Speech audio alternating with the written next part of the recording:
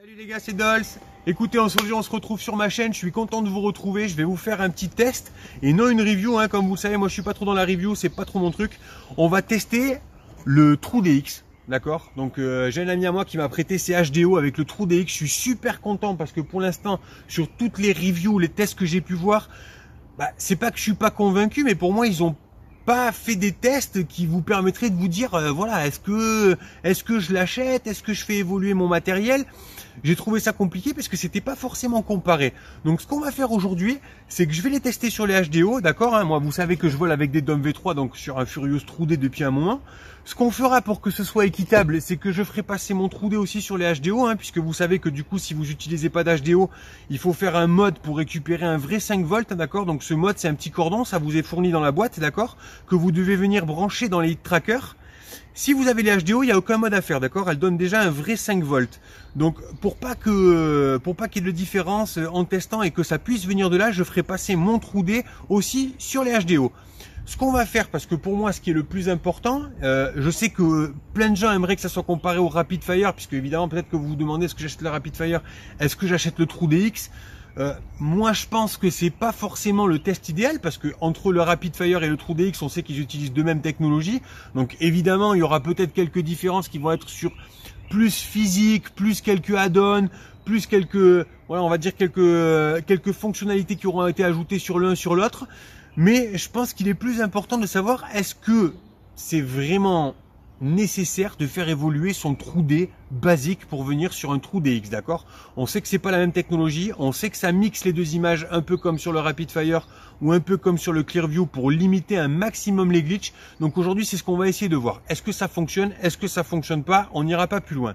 Pour faire ça, qu'est-ce qu'on va faire? Je vais vous faire deux tests, on va partir, d'accord, tout droit, loin, une zone dégagée. On verra lequel des deux nous lâche avant. Évidemment, j'utiliserai le même combo d'antenne, même placement, même départ. Comme ça, il n'y aura pas de entre l'un ou l'autre. On ne pourra pas dire que ça vient d'un matériel ou d'un mauvais positionnement, d'accord. J'ai mis un GPS sur la machine, ce qui nous permettra vraiment d'être précis, parce que je vais pas pouvoir vous faire voler les deux en même temps, parce que je voulais le même combo d'antennes. Pour moi c'est le plus important, et si j'avais mis deux antennes différentes pour vous mettre deux DVR simultanément, pour moi le test n'est pas viable. Donc je préfère vous le faire comme ça, et avec les infos du coup du DVR, je vous calerai bien ça, et voilà, je pense qu'on aura des infos qui seront assez précises. Et deuxièmement, ce qui pour moi est le plus intéressant avec ce TrueD, ce qu'on voit pas forcément sur les tests, c'est dans une zone un peu encombrée. Comme on peut voir ici, c'est plein d'arbres, d'accord. Il y a plein de zones un peu mortes où les antennes captent vraiment mal, et c'est là que je veux voir si vraiment ce TrueDX fait la différence avec le Furious basique, d'accord. Donc on va pas en dire plus, c'est parti, on va déjà démarrer sur le test de distance. Allez, c'est parti les gars, go. On va faire du coup, comme je vous ai dit, on va faire un premier test, on va essayer de pousser un peu loin, d'accord. Donc je vais lancer le DVR et on va voir un petit peu du coup avec ce TrueDX ce que ça peut donner. Alors déjà, ce qu'on peut dire, c'est que l'OSD, hein, franchement, à l'intérieur, voilà, c'est déjà rassurant, quoi. Hein. Vous avez l'OSD du coup directement qui vous dit les lunettes comment elles reçoivent, hein, les antennes, pardon. Donc, évidemment, c'est rassurant.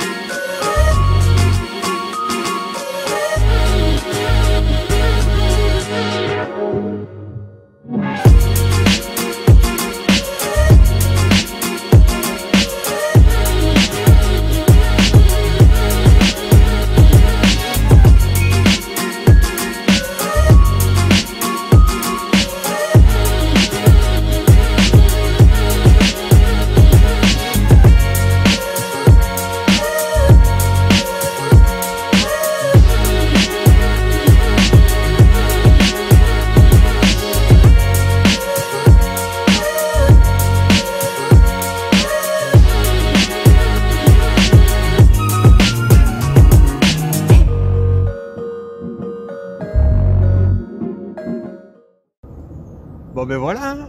Comme je vous avais dit, du coup, j'ai fait donc une petite distance, on verra sur le GPS, hein. J'ai fait très simple, 2 km tout droit, j'ai essayé de pas voler trop haut, j'ai essayé de prendre le même chemin. On verra, les deux s'en sont très bien sortis, d'accord, sur 2 km. Léger petit plus pour le trou DX qui lui a tendance du coup à moins pixeliser l'image, d'accord, quand on commence un petit peu à la perdre. Deuxième partie, on a pu voir, là j'ai tourné sur un endroit plein d'arbres bourrés, je suis passé au-dessus, en dessous, derrière des sapins, carrément derrière moi, je suis passé très loin sur un chemin où on est vraiment bouché par pas mal d'arbres. J'ai essayé de le mettre à mal au maximum jusqu'à perdre l'image ou provoquer des glitches. Là franchement, voilà, hein, moi je vais pas vous mentir, pour moi c'était les mêmes glitches, il n'y avait pas d'amélioration vraiment qui m'ont fait me dire waouh, voire peut-être même pas d'amélioration du tout, tellement le trou D a fait aussi bien le boulot que le trou DX. Donc je vais faire simple pour cette review. De toute façon, vous avez eu les images. Moi, je suis pas là pour vous faire acheter, pas le faire acheter. Il n'y a pas de lien d'affilié, d'accord. Donc, du coup, il n'y a pas de. Si, je mettrai peut-être un petit lien d'affilié. On ne sait jamais. Ça fait quand même toujours plaisir. Hein. Si vous l'achetez, de passer par le lien, ça rapporte un peu, mais du coup, ça me permet d'acheter d'autres produits. Bref, du coup, sans lien d'affilié, moi, si vous avez un trou DV3, d'accord, je vais pas vous mentir. Franchement, je vois pas l'intérêt de passer au-dessus, sauf si financièrement vous pouvez vous le permettre, d'accord. Parce que juste pour le simple apport de l'OSD, d'accord, l'OSD dedans qui vous dit à 1,5 km, ok mec, tu es à 45% d'image encore, vas-y tu peux pousser. Je peux vous dire que franchement, voilà, ça vous met ça réconforte, ça vous met dans de bonnes conditions pour aller loin. Et ça franchement c'est vraiment sympa, d'accord. Bon, le docking le fait, si vous avez le docking là je vois encore moins d'intérêt du coup d'upgrade. Si par contre vous avez pas encore et que vous devez investir sur une première, d'accord, pour un premier achat, pour un premier récepteur, là franchement je peux que vous le conseiller parce que franchement il est super bien, il est beaucoup mieux que le trou DV3, d'accord, ils ont mieux pensé, il y a tout le bloc du coup qui est soudé du coup sur la pièce en plastique, hein, qui est d'ailleurs vachement résistante, ça se clipse super bien tellement que c'est même compliqué à l'enlever, ce qui était très chiant du coup sur le trou D, vous le sortiez, vous le tiriez, il avait tout le temps tendance à s'enlever, ce qui pouvait faire qu'on tordait un petit peu les pattes sur le trou D si on faisait pas attention. Donc là, c'est vraiment génial. Il a une pour s'en servir, c'est vraiment très intuitif, ça marche super bien. Il est bourré d'options, d'accord, avec le Fine Finder que j'ai testé, qui marche d'ailleurs pas mal. Voilà, vous enlevez les antennes, hein. Vous avez une petite barre, du coup, plus vous vous approchez, qui augmente en pourcentage sur votre S-band.